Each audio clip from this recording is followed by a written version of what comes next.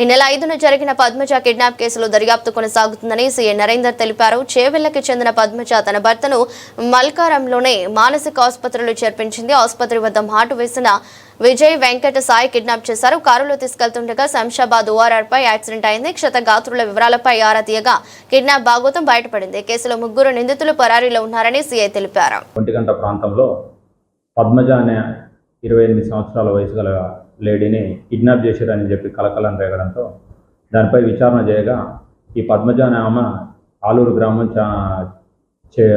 చేవెళ్ళ మండలం చెందిన ఆమె అలా భర్తను మల్కారం గ్రామంలో ఆశాజ్యోతి మానసిక చికిత్సా కేంద్రంలో చేర్పించింది. అతన్ని పలకరించడం కోసం అక్కడికి వస్తే ఆ విషయాన్ని తెలుసుకున్న అదే గ్రామానికి చెందిన విజయ్ వెంకట్ సాయి 3 ఎర్టిగా వెహికల్లో వచ్చి ఆమెను బలవంతంగా కిడ్నాప్ చేసి గుర్తు తెలియని ప్రదేశానికి తీసుకుపోతుంటే దారి మధ్యలో యాక్సిడెంట్ జరగగా అది ఛేదించి దాన్ని పట్టుకొని వాళ్ళని హాస్పిటల్కి చేర్పించడం జరిగింది. ప్రస్తుతం వాళ్ళు 3 కూడా చికిత్స పొందుతున్నారు. ఆమె స్టేట్మెంట్ రికార్డ్ చేసిన తర్వాత కేసు పూర్వపర్వాలను బట్టి కేసును ఛార్జ్ షీట్ చేయడం జరుగుతుంది.